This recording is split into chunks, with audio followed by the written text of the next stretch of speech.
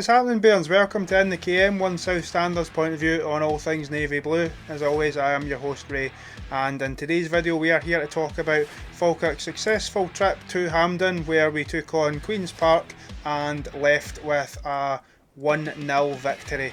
Happy days.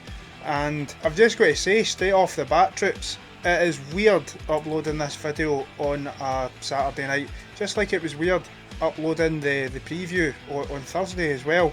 I've been walking around the house all day feeling like it's Sunday. I don't know if anybody else can relate to this, but my weekend always consists of Saturday's football day, and then Sunday is the day where you do all your housework, your errands, all that other kind of shite, and then you chill out in the evening, and then it's bath, bed, and then work first thing in the morning. I've already got all my housework done, I've done everything, and I don't know what to do with myself. I've got a full other day. I keep feeling like it's a Sunday, and it isn't. And I just have to keep reminding myself, it's alright Ray, you're no working tomorrow.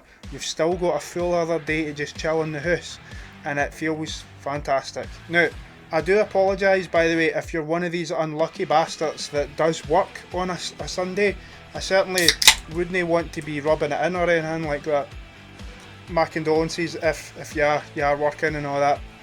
But aye, let's discuss the game that took place last night.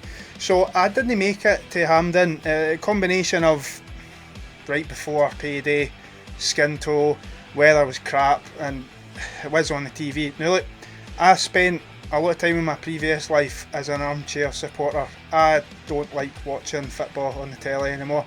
Going to the games, anybody that's not into football, I would just describe it, there's just nothing like it. The elation when you score goals and you're hugging random strangers and that, it's just the best thing ever. It's so addictive, it's like a drug. It's just no the same watching it on the telly. It's actually quite shite, to be honest. But I didn't make it along to Hampden. Looks like it was a pretty brutal night in terms of the weather, but we managed to avoid the worst of it, because as I'm sure a lot of you will know, that there was plenty of games that got postponed today, including the one that we were all really interested in, which was the Livy Airdrie game. Which, just as a sidebar to this, because I know we're here to talk about all things Falkirk, but of course we're going to have one eye on our rivals, so that game will get postponed. But the interesting thing will be when that gets postponed too, because we'll all be hoping that that's a midweek game, right? Obviously, but there's an interesting proposal where if both of these teams don't get through the next round of the Scottish Cup, then they could have a free weekend in January, where I think it's like midway through January. There's a weekend. I already mentioned this in a previous video. I can't remember the exact date, and I can't be arsed looking at it exactly. But there is one weekend it is free, and if they both were to get put out of the Scottish Cup next week, then there might not be a midweek game. However, it's really unlikely. They're both against teams that I really would be expecting them to beat. Even though Airdrie are absolute pash, I would still expect them to be winning that game, to be perfectly honest. But aye, that was just as a wee sidebar to that. So in terms of how did we look when we went into this game yesterday? Well, McGlynn named a largely unchanged lineup for the previous week's defeat to Livingston. The only change was that Gary Oliver came back in for Ross McKeever, which I said in my previous video that I wasn't a fan of that, because it's almost like you're pinning some of the blame on Ross McKeever. But here's an interesting stat for you that they mentioned on TV, and I know a couple of other people have been saying this online as well, which was that we've only lost 2 league games, and Gary Oliver wasn't involved in either of those games, whereas he's been on the winning side every other time. So it's almost like if we want to win games, we better stick to what is winning us games. It's harsh on Ross McKeever, but you can't argue with the results. We seem like we are a better team with Gary Oliver in it at the moment. Now, it is harsh though, because Ross McKeever's just back for injury. He gets flung in an absolutely brutal game of murder ball against Livingston, and then now we're saying that that didn't work, so that's him bombed back out the team. It doesn't seem very fair to me. I would fully expect Ross McKeever to start against East Kilbride a week on Monday, and we'll see how that goes. But we've still got options. Just because Oliver plays over Ross McKeever, it doesn't necessarily mean we're a better or a worse team, but certainly it's how it looks at the moment, because we've spoke about this before, Troops, but Gary Oliver's movement and his off the ball movement in particular really complements the guys around him. Your Ethan Rosses, your Calvin Millers, and your Aidan Nisbets. They all seem like they're very much on the same wavelength as each other, and it just seems like everybody knows, right, when he goes out wide, I go into the middle, and vice versa. So you see the combination plays, and the front four are all over the place, and I mean that in the best way possible, that they are all over the place. I mean, how many times did you see like the likes of Nisbet drifting out on the right, or Miller ending up on the left, which I know it's his natural position in that, but it's nowhere he's been playing, and in fact it's on the left that is where the breakthrough happens, because Dylan Tate picks up the ball in the middle and slips through a brilliant pass that's just one of those ones where it's just so perfectly placed. It's not even got hundreds and hundreds of pace on it, but it's just in front of the defender. He can't get to it, and Miller manages to get in front of him to get it, whips the ball into the box at a low cross, which we are becoming specialists at this point. We are so deadly with the low crosses, and it falls for Aidan Nisbet, who takes the defender out of the game. I think the defending's pretty weak here, to be honest. I think it's Kerr. He's got to do a bit better here. He needs to stand up, Nisbet, but for some reason he gets taken out of the game, and Nisbet's got ostensibly a tap in here, and it's 1-0. Now, we'd already created a couple of chances before this, both of which fell to Ethan Ross, who I don't want to say he had a bad game, right? Because he didn't. He had absolutely everything except his shooting boots on yesterday. Same thing with Calvin Miller. Between them, they created, well, I was going to say created, but they were on the end of about 4 or 5 chances. Ethan Ross, I think, had about 4 chances in total in the game. 2 of which was in central areas, and then the other one in the second half. I think the guys in the studio had said it was a bit like Baggio at the Italia 90 against Czechoslovakia, I want to say. But that's an old school goal reference, that, by the way. But Ethan Ross was really, really, really good in this game, but it's just one of the nights where it's like it didn't matter what he did.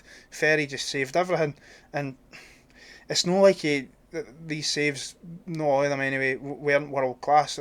Some of them were straight at him. So, look, I don't want to criticise Ethan Ross, because he's been arguably our player of the season. So, the one night where he maybe doesn't do the business in front of goal, we've got somebody else there to pick up the slack in Aidan Nisbet, and that's really what we need. It can't always be on Ethan Ross to score all the goals, or it can't always be on Calvin Miller.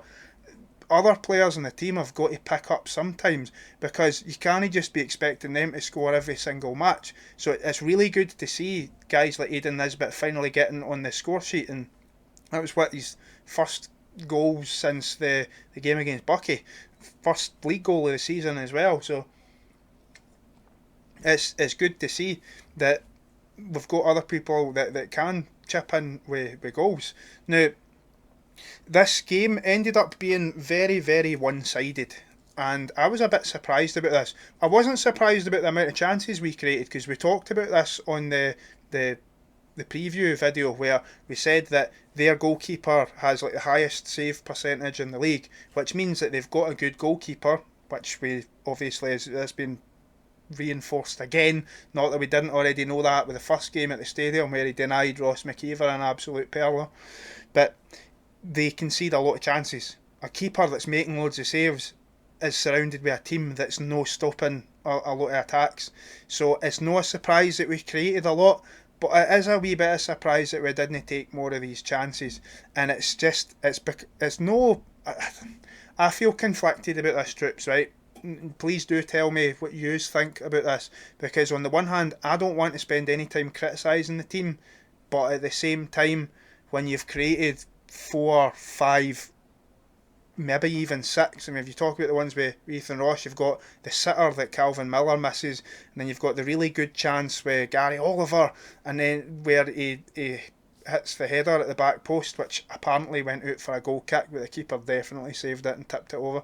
And then you've got the one with Adams as well, with a quick ball for the free kick. He should maybe hit that a bit quicker. It was just, I don't know, maybe a bit of hesitancy. I don't know what was going on, but it's not necessarily frustrating, because see, when you win a game, it's like, well, who cares? But you've just got to look at the games where we don't create a lot of chances, and that's maybe where it comes unstuck a wee bit. Like Livingston, like the game against Dennismuir, like Braith Rovers at Starks Park as well.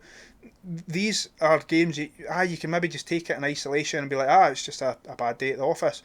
But there is a trend in those 3 games where we're mind you, the game against Dennismuir, we did create enough in that game. And now that I think about it, and even the game at Starks Park, we had that chance. I think it was a header with Dylan Tate. But we're creating the chances, but it's disappointing when you've got to create 4, 5, 6 chances to get one goal. We need to be just that wee bit more ruthless in front of goal. And I don't think that's unfair. I think that the players themselves would be the first ones to admit that they should have been doing a wee bit better in front of goal. That's a 1-0, but we should really be coming away with a 3 or 4-0 in that game. We played well enough. We deserved to win that by that kind of margin. And it was a bit frustrating that we were actually sweating going into the last 10 minutes of that match, and praying that it wasn't going to be one of those days. I mean, how often do you get that horrible feeling where it's 1-0 and you just cannot score the second goal? Their keeper's playing a worldie, and you're missing all kinds of chances. I mean, see when Calvin Miller misses that chance at the back post. I mean, the ball comes in, it's a free kick, right? And the ball comes in and he's at the back post on the left side, favoured foot, and you think, get any contact on this, Calvin, it's 2-0, that's it, we can all relax. And then he completely gets hit wrong, unfortunately. At that point, I was starting to worry a wee bit. I'm not going to lie to you, I was worrying, because how many times have you seen that film before, where all it takes is they get a corner and it's the 89th, 90th minute or something like that, and Hogarth, he didn't have a lot today in this game, but he did make a save towards the end, and I was just like, oh my god, if we actually drop points here, this would be absolutely criminal. Just a talk a wee bit, actually I want to just talk a wee bit about Nicky Hogarth, who, as I say, he didn't have a lot of saves to make in the game. There was one moment that I want to mention where his distribution has gotten really, really good, so don't mistake this for criticism, right? But he does mess up a ball at the back, and Queen's Park get the ball. And this wasn't in the highlights, by the way, which I was a bit surprised about, but especially because although Hogarth makes a bit of a mess of this, who is it that bails him out straight away? It's Luke Graham, who, again, I thought had another really, really strong match. I think this boy, by the way, I think he's destined for big things. He's got everything you want in a modern defender. He's big, he's powerful, he's aggressive, he's good with the ball. Like he wants to move forward with it. You see him breaking into midfield all the time. I see no reason why he can't go on to do big things in his career. And it's just one of those things where you've got to. I need to start watching more Dundee games, by the way, because I want to see what their centre half pairing looks like when they're bombing him out on loan. They must have absolutely brilliant players at centre half. But even if he doesn't get into the Dundee team in January, I'm a wee bit worried about the prospect of other teams taking a look at him and maybe fancying putting a bid in for him or something in just over a month's time. The boy will surely be attracting suitors. I'm just so gutted that he's no our player.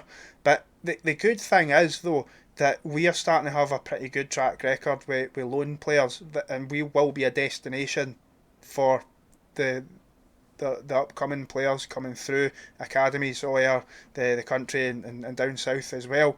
We'll be the destination because you've just got to look at the likes of him, and then you've even got guys like Ethan Ross, who, I mean, a lot of people maybe forget at this point that he was on loan before we signed him, and it's not just clubs, but players will want to come on loan to us. They see that that's a great pathway to not just the first team, but also moving on to bigger and better things. Like unless you're born in this area, we're no the destination, and it's no disrespect or anything like that.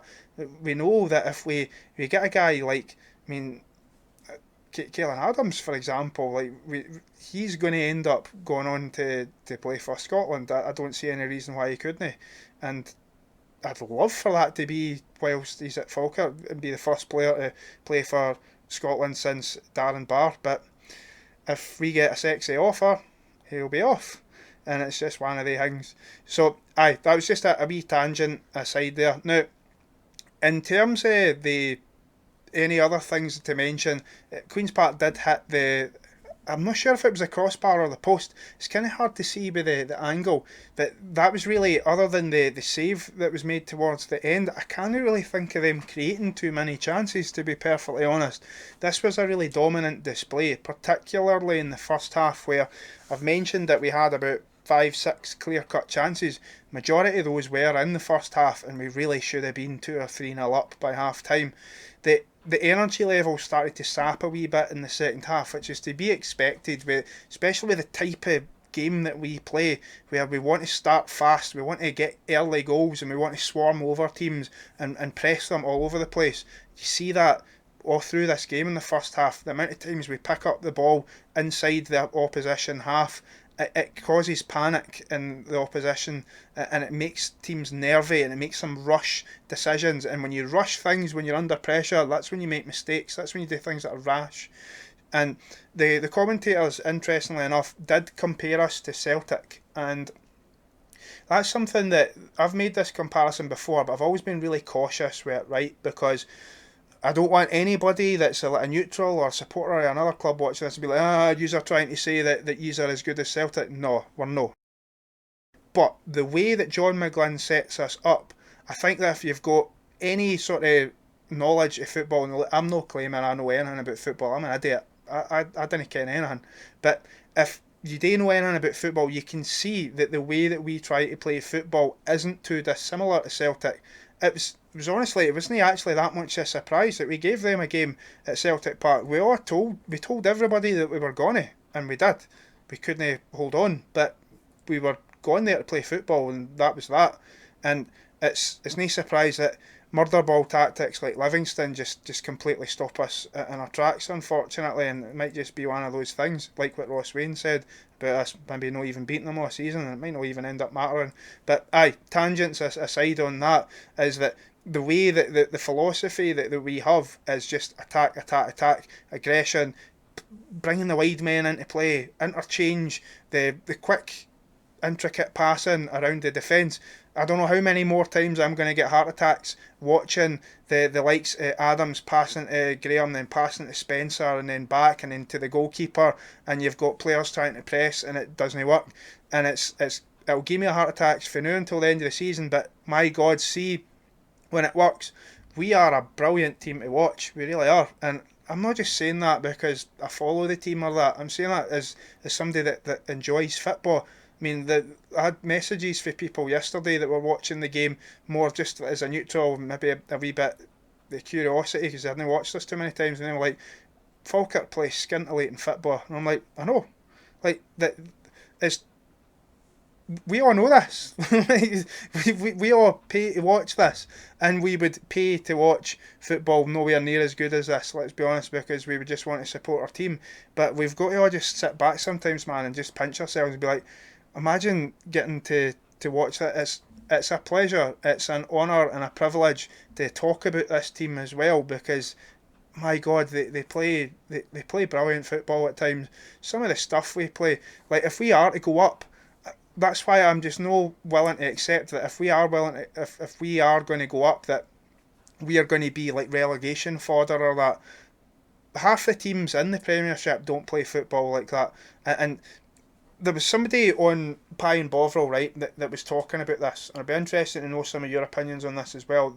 This particular person was trying to say that the football we play wouldn't work in the Premiership, that it's too naive and it's no street smart enough and it's too honest.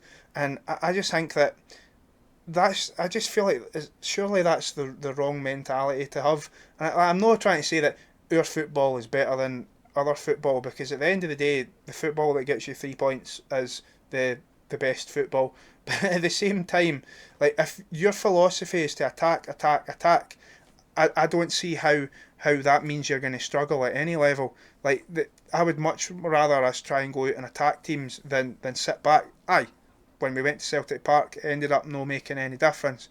We could have sat with 11 men behind the ball for 90 minutes and probably wouldn't have made any difference to the result. We might not have conceded 5 goals, but we would have probably still lost the match. Maybe that makes a bit of a difference when it's no in a cup context, because goal difference comes into it. I don't know, but let's no worry about that now. Let's worry about the level that we are playing at, and the level we are playing at. We are the best football team in this league. It's as simple as that, and that's what I've got to say about that, really.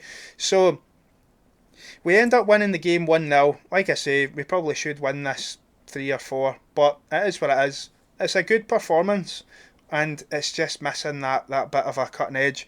It's disappointing because I feel like we've said that a few times this season, and it feels like the game at home against Morton was really the only time where things really did click into place, and it was just a case of we were just absolutely ruthless in front of goal, and we took every chance. We've no made a habit of this, unfortunately, and I just wonder if it's like a mentality thing where if we do create 7 or 8 chances a game, that the players know this in the back of their head, that, oh, it's fine, we'll get another chance, we'll get another chance, we'll get another chance, it's fine. I don't know if it's a mentality thing where we just need to be a bit more ruthless, as I say. But as I say, I don't want to be too critical on things. I really don't, because it's after last week, all we needed was the 3 points. I genuinely didn't care what way we went about it. As long as we got the 3 points, that is literally all that mattered to me. In terms of what else happened throughout the game as well, we did make some subs actually. McKeever did come on for the last 20 minutes or so for Gary Oliver. I can't really remember Ross McKeever having too many chances, to be honest, not off the top of my head anyway. And I did watch the highlights again before uploading this video, and there wasn't anything on there either, so I can't really remember anything. Argument came on as well at the same time as McKeever, and he looked bright, but I do feel a wee bit for, I've already spoke about McKeever, but for Argument, that he's just kind of, he's having a bit of an up and down season. I feel like, see, around the time when he scored the winning goal against Morton, and then he played an absolute blinder against Celtic. You know, let's say that before, I had colleagues at work asking, who's that Alfredo Aguiman boy? He looks brilliant in that. And I'm like, he doesn't always look like that. But it feels like he's kind of reverted back to the way that he was, where he's just really inconsistent. And, you know, I said earlier in the season, this is maybe turning out to be a really pish shout, but I said to maybe put the Captain Chaos moniker in the bin, because it looked like he'd finally dispelled that he was starting to bring a bit more consistency to his game. And then Ethan Ross just comes in and steals all his thunder and starts playing brilliant, and then we can't drop Calvin Miller, so we force him out to the wide right, and then he ends up playing brilliant as well. It's just, he's a victim of circumstance, to be perfectly honest. He's not getting in the team ahead of these two guys, and if Callum Morrison can't get in, then what chance have you got? We make more subs later on in the game as well, with Finn Yates coming on for Dylan Tate, who ran his backside off, by the way, and also for Aidan Nisbet, who also ran his arse off, who came off for Mikey McKenna. Just a wee mention actually about Aidan Nisbet. I thought he played an absolute blinder yesterday. Now, BBC Scotland did not in fact give him man of the match, which I found quite surprising. and we'll talk about who did get man of the match a little bit later on. But it was Nisbet for me all day long. His work rate, his stamina, how industrious he is. He really sets the tempo in terms of the press because he's just got such an engine on him. And I found it surprising that he was subbed, to be honest, because although he'd ran his backside off, he could probably keep going for another 15 minutes easy. But there was one moment in particular that really summed up the kind of hard work he was putting in, where we lost the ball inside their half and then Queen's Park looked to break and they managed to get over the halfway line and they were maybe about 40-50 yards out for our goal, and Nisbet had sprinted all the way back and chased the boy and put a tackle in and won the ball back, and he'd done this a couple of times throughout the match. And I'm like, that's your number 10, that's no a midfielder chasing back of that. That's somebody that's meant to be in an advanced area, and he's just got such a drive on him. He's a terrific player in this setup. He really is, and I feel like that. And again, please let me know what you think about this as well. I feel like a lot of the guys that get praised, particularly this season, right? Maybe less so Calvin Miller, because he was already getting loads of plaudits last season anyway, right? But the likes of your Ethan Rosses and your Dylan Tate to an extent as well, but Aidan Nisbet as well. I feel like although we had these guys last season, I feel like they are far, far better players this season than what they were last season. And that's incredible when you think about the fact that it's a step up in quality, that they look, in some instances, I would almost say that they look about twice as good as what they were last season. Sometimes I look back at some of the stats for last season, I think that Ethan Ross was really a key player then, and Aidan Nisbet was okay last season, and he got like 10 goals I think he did actually, but in terms of his all-round play, he looks far better this season. That's not to say he was bad last season, by the way. He was pretty good last season, but he's a key player at this point. I know somebody had mentioned in one of the previous videos, and apologies, I can't mind exactly who it was that said this, but had discussed the possibility of, well, you could put Oliver in the 10 role and bring McKeever back in, but nah, for me, you can't be dropping Aidan Nisbet. I know he had a bit of a weaker game against Livingston, but you can't be singling him out for that. Like, everybody was off it except Graham and Hendo. Speaking of Hendo as well, he had another good match. Again, some of the really good work he does, it can just fly a wee bit under the radar sometimes, I think. But really, really good performance. But yeah, with Nisbet, he's a key player. I wouldn't be taking him out the team if he was fit. In fact, even half fit, he could probably outrun everybody. The guy is phenomenally fit. So we end up seeing out the game. Then about 7 minutes left to go, we bring on Sean Mackey for Ethan Ross, who we talk about guys that have ran their arses off and ran themselves into the ground. Well, Ethan Ross was dead on his feet with the amount of running he done throughout that match. So we bring on Sean Mackey to play as a left winger, which was interesting, and he got himself booked within a couple of minutes, which is a nice one, big man. Nice to have you back, Fridge. And like I said, we had a nervy couple of moments right at the end, but we managed to see it out. Thank God we won the game 1-0. Now, there's a couple of things I want to talk about now that have been getting talked about all over social media.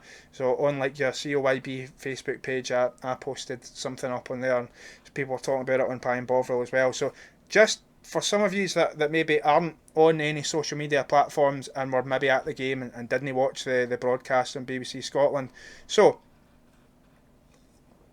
I mentioned that Aidan Nisbet didn't get player of the match or man of the match. It's 2024, Ray. Let's call it player of the match. So they gave it to Brad Spencer. Now, as you all know, I am a Brad Spencer fanboy. This is the unofficial Brad Spencer fan club. I should rename it in the KM to Brad Spencer fan club. But they gave it to Brad Spencer, who did really have a good game. I can't really remember him putting a foot wrong. I was just so calm and composed. Like, I can wax lyrical about the boy all day long. You know how big a fan I am of him. I'm also a fanny, but I'm a big fan of Brad Spencer. So they give him man of the match, and he comes on for his his post-match interview, and they're talking about the game, and he accidentally slips up and says something he shouldn't say, and he does a wee swear. What's your profanity? So I'm going to put the wee clip up here, just in case anybody hasn't seen it, because it's so funny. I thought Nizzy was fucking. Oh. I thought Nizzy was excellent. It was blooming great, wasn't he? Sorry for my language. I don't think anybody would have noticed. Oh, let's go, dear.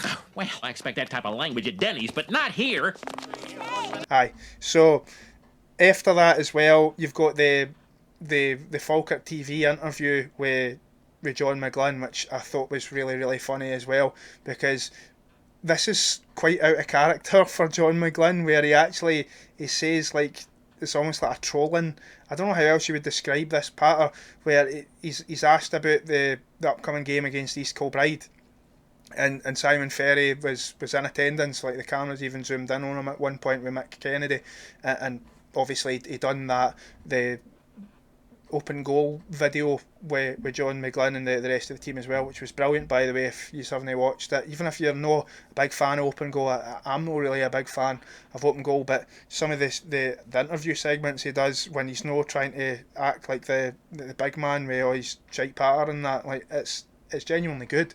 He's a good interviewer, Simon Ferry.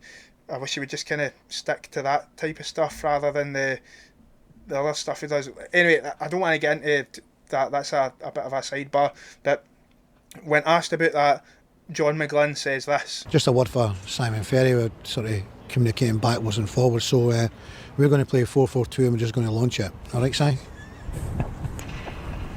I'm sure you'll appreciate the heads up. Thanks, John, and congratulations on the win. Cheers, thank you. See, that's how good is that patter? That's just where's that coming from, John McGlynn? Just when they think they got the answers, I change the questions. It just goes to show that he's maybe a bit relieved, and he's just blown off steam a wee bit and just taken the piss a wee bit, and just relieved that we got the 3 points. I think that's really how that comes across there. Because like I say, it's a bit out of character. He's dry at the best of the times, but he's no usually sarky like that. Love it. More of that, please. So, aye, that's really all I've got to say about this particular match. I'm just glad that we got the 3 points. Any which way will do, and that's us 6 points clear, albeit with Livingston having a game in hand. But hey, games in hand aren't 3 points, and hopefully Airdrie are in a bit better form by the time they do play Livingston, which, as of time of recording, there is no date for when that will happen. So just be a case of let's wait and see. Hopefully it's a midweek game, and then they've got to play rapid fire games. That would be ideal. But aye, that's everything I've got to say about this, other than only other thing I just wanted to give a shout out as well to I was talking to Chris McGill, or big time Chris McGill. Just want to, as a favour to a fellow Bairn, especially one that works for the club as well, if you are playing your five-a-sides and that, and you need football socks, check out CM Grips. He supplies a lot of the first team as well for socks, and they've got like anti-blister technology on them as well. So if you play a lot of football, he's your man. Go check it out. Just so you can as well, I'm not getting any kind of commission for that or anything like that. So just to say that I would plug it as a favour.